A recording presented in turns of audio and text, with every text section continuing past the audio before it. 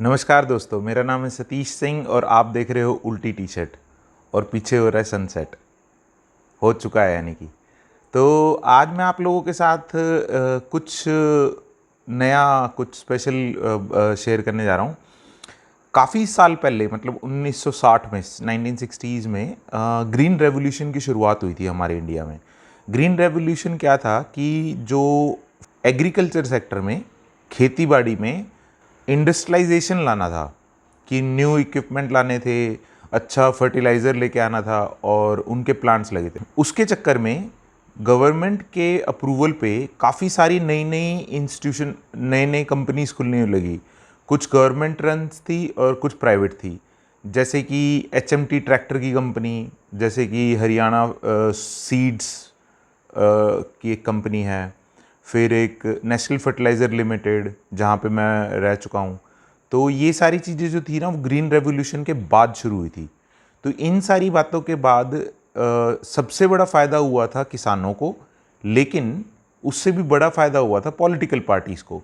बहुत, मतलब दो नेता तो चरण सिंह और चौधरी देवीलाल किसान नेता कहला के और बहुत स्ट्रांगली आए थे। मतलब कि चौधरी देवीलाल तो एक टाइम पे vice prime minister of India भी रह चुके हैं।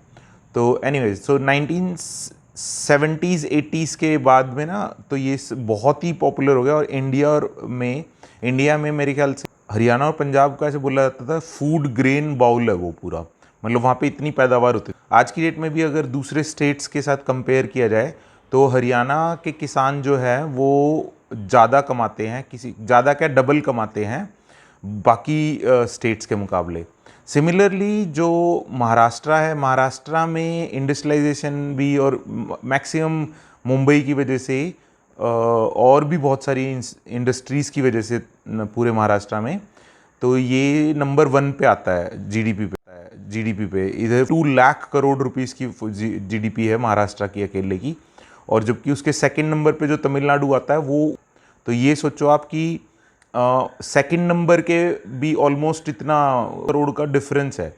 जबकि अगर मैं बताऊं आपको, तो अगर नंबर 11 से 19 तक उठाओगे तो लगभग 11 स्टेट को मिला के नंबर, मतलब ये सीक्वेंस में है ना जीडीपी के हिसाब से, तो उनको उठाओगे तो 11-12 स्टेट्स को मिला के महाराष्ट्र की जीडीपी इक्वल होती है।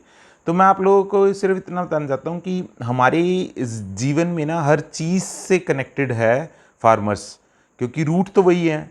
ग्रेन वो पैदा करते हैं, आटा जो हम खाते हैं, चाहे वो आप पिज़्ज़ा खाओ, चाहे ब्रेड खाओ, चाहे रोटी बनाओ, पराठा बनाओ, कुछ भी बनाओ, नहीं तो सब्ज़ी से लेके, मसालों से लेके, नमक को छोड़ दो, नमक की भी फार्मिंग होती होगी यहाँ शायद, मछली से लेके ये भी सारी चीज़ें जो हैं, दूध से लेके, ये सब लोग किसानों से कनेक्टेड होती है। लेकिन हम ना डायरेक्टली उसको फील नहीं कर पाते, क्योंकि क्या होता है, इनडायरेक्ट है ना। हम तो दुकान वाले से ले रहे हैं, वो भी पैकेट में ले रहे हैं, पर उसके अंदर तो किसान का कुछ हुआ नहीं। तो ये चीज़ें ना मेरे ख्याल से मार्केटिंग वालों को, या प्रोडक्ट कंपनियां हैं जो बनाती हैं प्रोडक्ट्स, उनको ये समझना चाहिए कि हर, जैसे कि सिगरेट या शराब पे जो लेबल पे लिखा हुआ है कि इनका कंजम्पशन हानिकारक है, ऐसी हर एक चीज़ पे एक छोटी सी लाइन लिखनी चाहिए कि buying this product can support farmers. Okay, तो वो वाली चीज़ें ऐसी सी कुछ ना कुछ करना चाहिए। मतलब मेरे पास इतना ज्ञान तो नहीं है इस चीज़ के बारे में, बस यही है कि आजकल जो लोग पॉलिटिक्स खेल रहे हैं वो तब से ही चल रही है किसानों के ऊपर, पर वो कहीं पे फ़ायदा होता है, कहीं पे नुकसान होता है। तो किसानों को बहुत ही ज़्यादा क्या बोलते हैं उसको, अंडर एस्टिमेट करके रखा हुआ है इंडिया में। तो मे बी कुछ लोग नेतागिरी के चक्कर में उनका फ़ायदा उठाते हैं, उनके इश्यूज़ का फ़ायदा उठाते हैं। लेकिन मेरे को लगता है कि ये जो सारे रिफॉर्म्स हो रहे हैं इंडिया में, उन सब का असर 10-12 साल 20 साल बाद पड़ेगा। तो देखते हैं वेट करके। हम तो जानते नहीं सरकार कैसे चलती है। हम क्या कर सकते हैं अपनी तरफ से कि वो वाले प्रोडक्ट्स खरीदें जो एक्चुअल में किसानों को डायरेक्टली हेल्प कर सके। जैसे कि गुड़गांव में जब मैं गया था एक बारी, तो मेरा दोस्त बता रहा था कि वहाँ पे किसान मंडी लगती है। तो किसान मंडी का मतलब डायरेक्टली आप किसानों से खरीद सकते हो, बीच में कोई है ही नहीं डीलर वीलर। तो वहाँ पे एक डेली के हिसाब से, या डेली या वीकली या पता नहीं ऑल्टरनेट डेज पे एक जगह सेट कर रखी खाली, उसमें ट्रैक्टर होते हैं, ट्रैक्टर लेके आते हैं और वो वहाँ से डायरेक्ट खरीदते हैं फ्रेश बिल्कुल। इनफैक्ट एक और कॉन्सेप्ट मेरे दोस्त ने बताया कि आप लीज पे ले सकते हैं एक फार्म। तो क्या होता है, जैसे पुणे में, मुंबई के लिए पुणे के आसपास या लोनावला के आसपास, नहीं तो दिल्ली में गुड़गांव के आसपास, मानेसर वगैरह उधर आसपास क्या होता है, वहाँ पे छोटे छोटे फार्म्स होते हैं। आप 6,000 पर महीने या 7,000 8,000 जो भी है, I don't know the prices, वो वाले टाइप के आप महीने के महीने वो दो, और उधर की सब सब्जियाँ और फ्रूट्स वगैरह जो भी उगेंगे वो आपके यहाँ पे सप्लाई किए जाएंगे, सारे नहीं, जो आपके कंजम्पशन के लिए होगा आपके पैसों के हिसाब से। तो और नहीं तो फिर आप उसमें इन्वेस्ट भी कर सकते हो इस टाइप का, कि भाई आप खरीदो और फिर बेचो, ठीक है।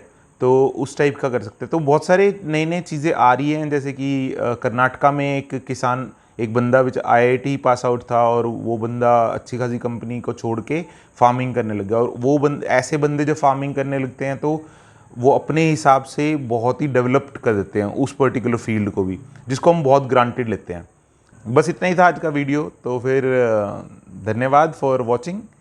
Thank you so much for liking my video, previous videos, watching it, and हो सके तो शेयर करो एक दूसरे के साथ। और कई लोगों ने कंप्लेन करी कि मेरी रिफ्लेक्शन दिखती है, तो मैं सोचता था कि भाई चलो ठीक है, मैं अपनी आंखें भी दिखा देता हूँ आप लोगों को कैसी दिखती है। वाहियात, एक तो मेरा हेयर स्टाइल और मेरी आंखें वाहियात हैं, तो इस वजह से मैं उनको ढक के रखता हूँ। धन्यवाद।